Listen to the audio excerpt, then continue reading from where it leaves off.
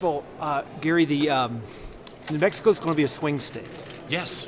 And if you're on the ballot, and polls indicate that you would get a good deal of support here in New Mexico, what would you say to Republicans who are going to say you're going to swing this state into the Obama column? It could be the other direction. Could be that I take it away from Obama, given the number of Democrats that vote for me. I mean, and for all the reasons that I talked about earlier. You also said, I looked at some of your literature, it said we elected this problem. We did. The overall problem. If you could just expand on that a little bit. Well, we elected this problem one senator, one congressperson, and one president at a time. And we can fix the problem using that same process, starting now. And what's your message to people, the Tea Party people, as well as the Occupy Wall Street people? I agree with both of you. Let's cut spending, and to Occupy Wall Street, you bet. This is unfair.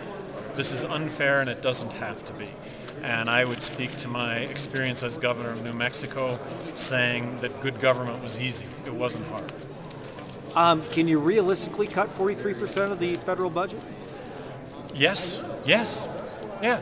And another statement I made as governor all the time, and I wasn't the dictator, I recognize that, but I made the statement as governor of New Mexico all the time that I believed I could have cut 1/3 of what state government spent and that no one would have noticed the difference. But I'm not the dictator, and I respect the three branches of government, but yes, 43% is very attainable. For example, when you talk about the defense budget, what year do you go back to get a 43% reduction in defense spending? I'm asking you a question. 1789. 2003. Really? 2003. Yeah. So was the world so unsafe then that we needed to spend almost half again as much today? And what would you say to people that maybe they're sympathetic with what you're saying, but when it comes down to it in early November of 2012, they might say, if I vote for Gary Johnson, I might be throwing away my vote because there's not a realistic way he can win. Well, polls are going to, we'll see what polls have to say at that point, but I personally have never viewed my vote as throwing away a vote.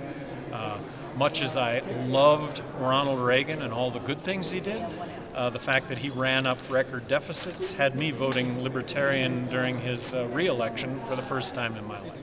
And last question for you. Someone here said Pepsi, Coke, Red Bull. Yeah, Pepsi, Coke, Red Bull. You think that might be a slogan you might adopt? I think so. I think it's terrific.